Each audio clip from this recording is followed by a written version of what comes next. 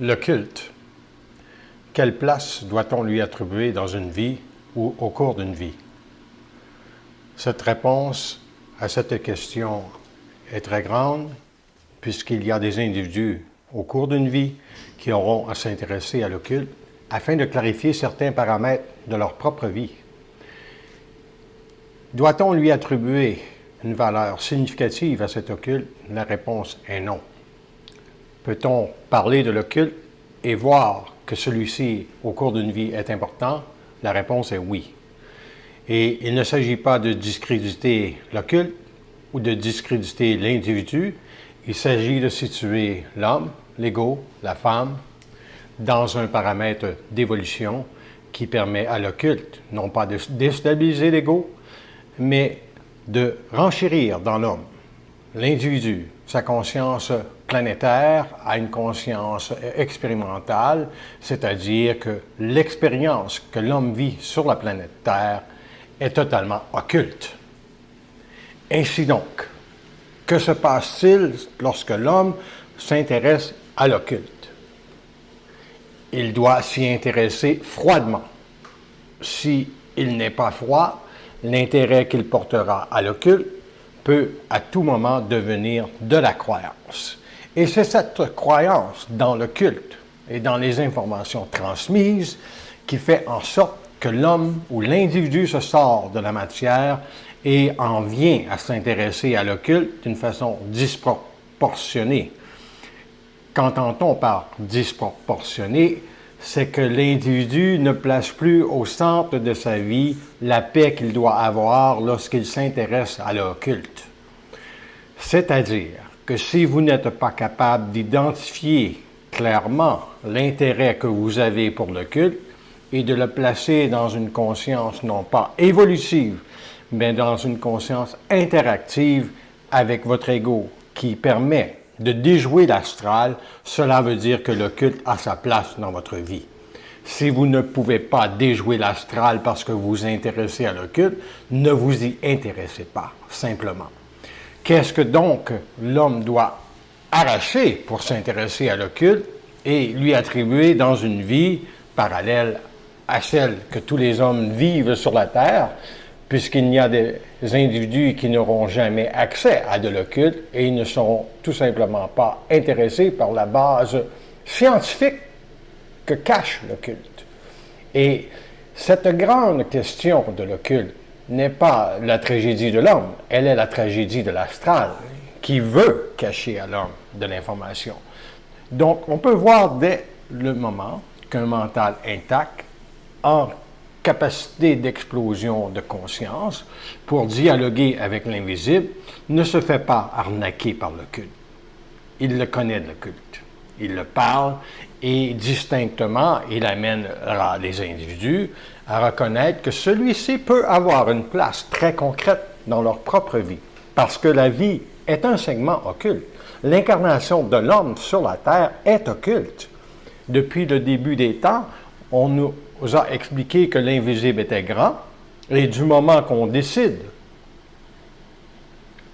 dans sa conscience personnelle, qu'il faut s'intéresser à cette grandeur de vie, il y a parfois un détachement de l'ego à ce qui est important, c'est-à-dire la paix dans sa vie et l'équilibre. Mais ceci est primordial à l'individu de s'intéresser à sa propre vie pour savoir quelle place le culte doit avoir dans sa vie. Si vous prenez la vie d'un initié, l'initié ne vous dira jamais que le culte n'est pas bon. Il vous dira simplement que le culte est une étude constante de l'homme, de l'ego, à ses propres craintes.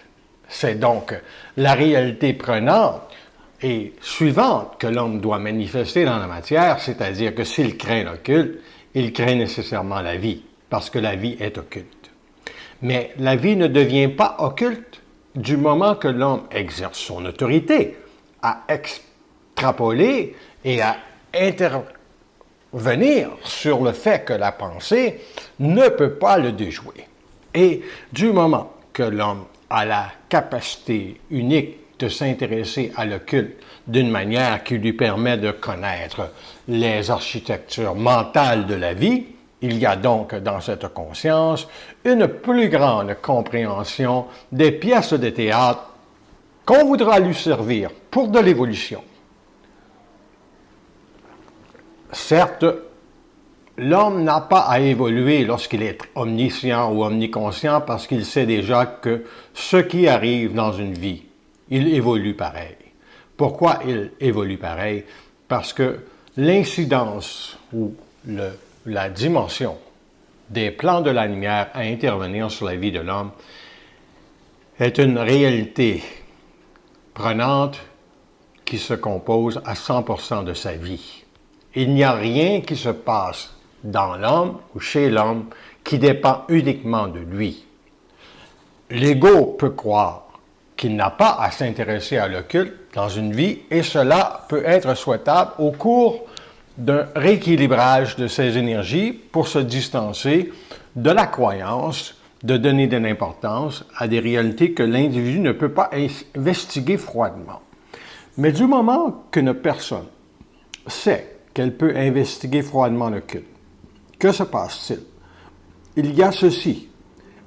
On voudra la protéger de ne pas savoir, alors que l'homme, l'individu n'a pas à être protégé de ne pas savoir. Ce qu'il faut, c'est a-t-il le statut vibratoire et l'autorité du droit de savoir. Ceci dit, c'est la stature vibratoire de l'individu qui protège l'homme de tout exercice farfelu de l'astral pouvant le mener à de la croyance. Et si une personne, supposons, entend des voix dans sa tête, elle ne pourra pas dire qu'elle ne s'intéresse pas à l'occulte. L'occulte est déjà partie prenante de sa vie, et pour rééquilibrer sa vie, elle aura à savoir avec qui elle parle. Notamment, lorsqu'une personne est amenée dans le cheminement de la conscience, que celle-ci soit au début ou très avancée, il y a la distinction précise que l'individu est seul face à l'occulte.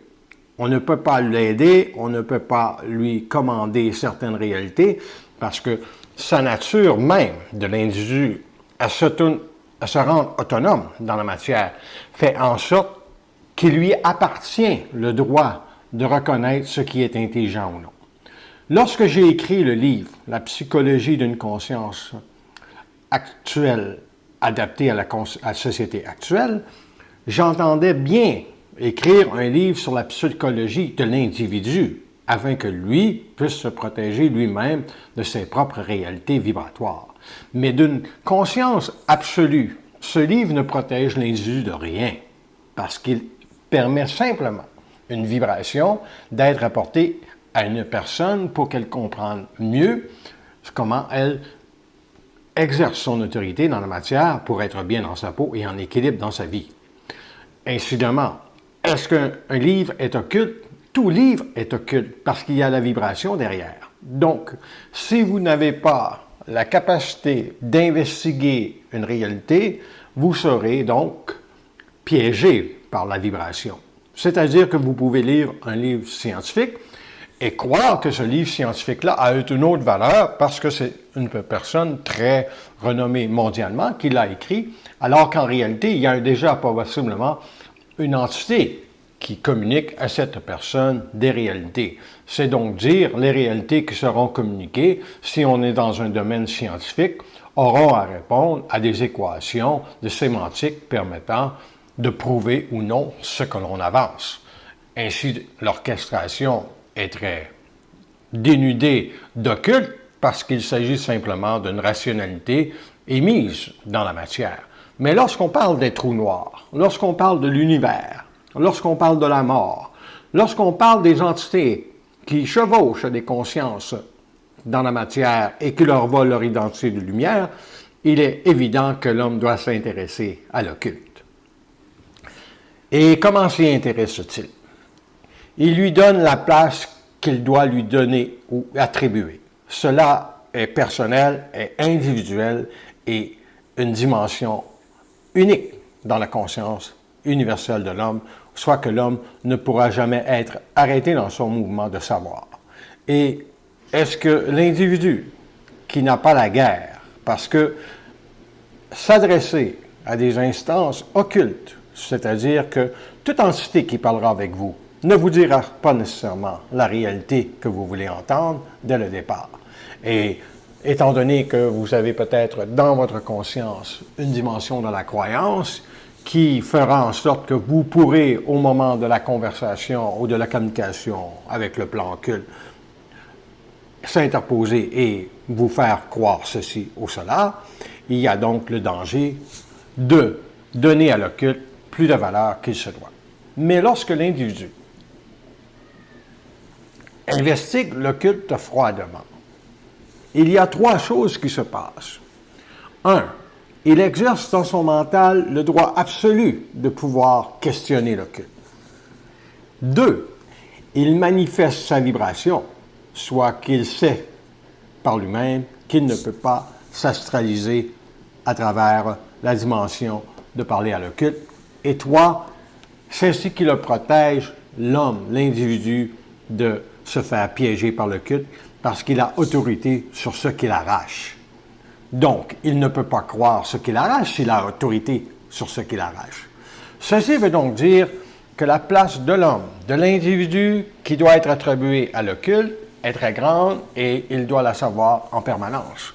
Il y a des personnes qui vont s'intéresser à l'occulte pour 10 ans, 15 ans, et à un moment donné, ils voudront réintégrer leur vie parce que cela a déséquilibré leur vie et ceci est intelligent.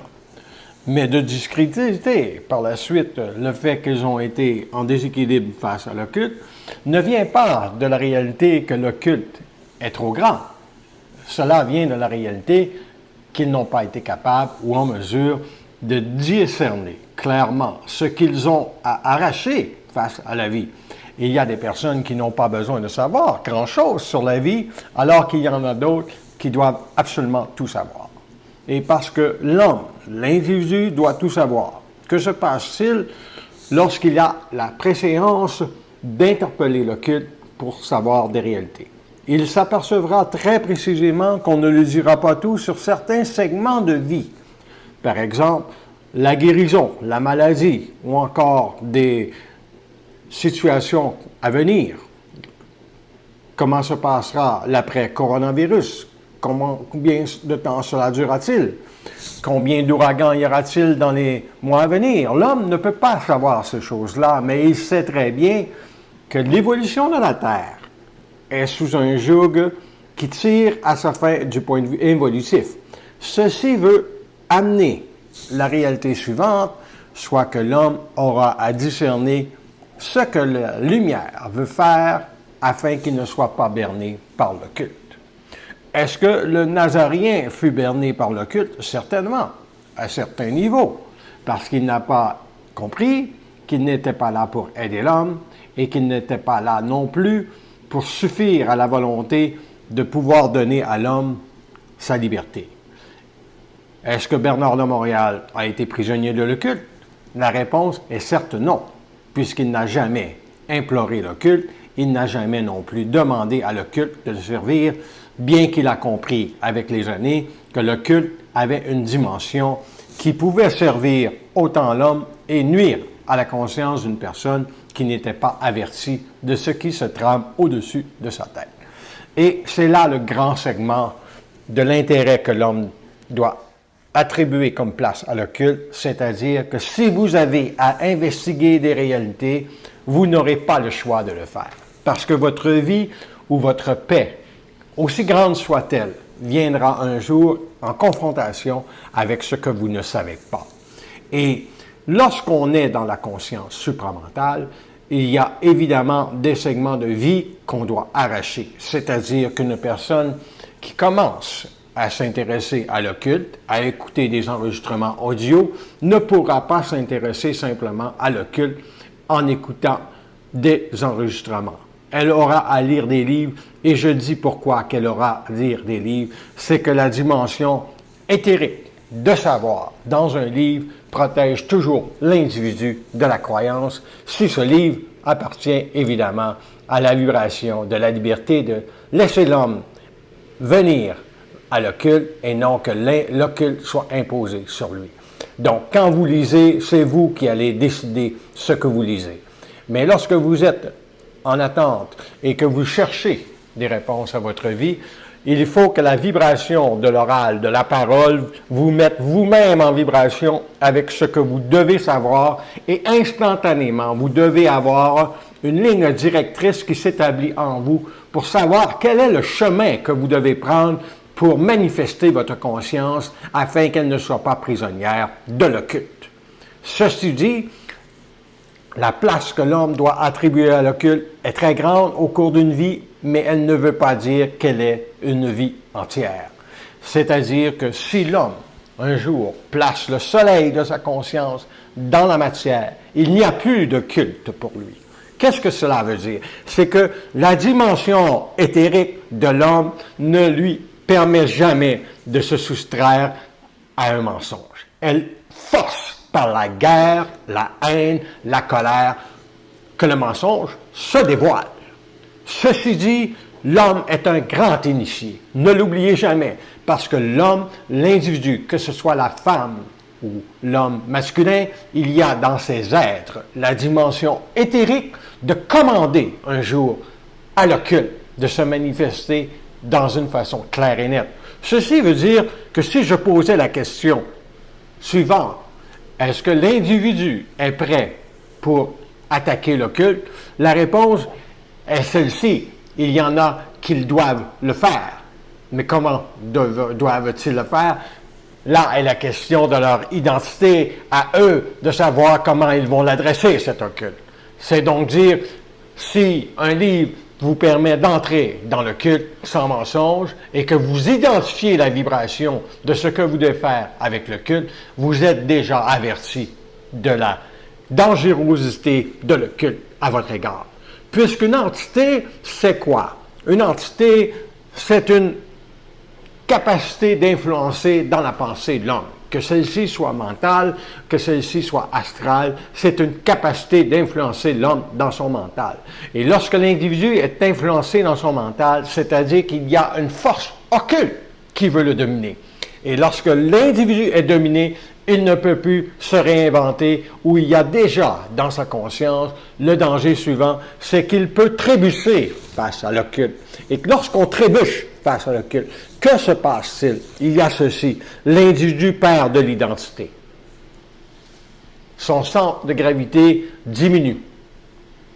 Il y a alors une manifestation plus grande qui s'assoit sur sa conscience, et c'est pour cela que les bases solides de l'individu, de sa psychologie, c'est donc dire, ne sont peut-être pas encore suffisantes, parce qu'il ne s'intéresse pas assez à lui, à être bien dans sa peau et à être en paix avec lui-même. Cela ne veut pas dire que vous n'aurez pas des réponses à arracher au niveau de l'occulte pour arracher ce bien dans votre peau et la paix que vous devez avoir, parce que il n'y a aucune ligne directrice qui va dire « Ah, intéresse-toi à ta paix d'abord et sois en paix avec toi-même et le culte se placera et tu auras les réponses. » Cela n'est pas vrai. Ça ne fonctionne pas comme ça. Ce qui fonctionne, c'est la vibration que vous avez, à savoir si vous devez savoir des choses et vous devez vous manifester dans votre volonté pour le savoir. Et si vous êtes incapable de saisir si cela débalance votre vie ou si vous vous y intéressez trop, alors, à ce temps, prenez un recul, parce que peut-être vous n'avez pas compris que l'occulte, c'est le mensonge absolu.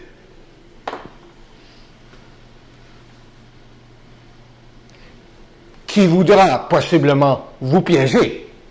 Et quand vous savez cela, il n'y a rien qui vous fera plier les genoux, car vous êtes le soleil. Vous n'êtes pas la réverbération du soleil. Vous êtes le soleil.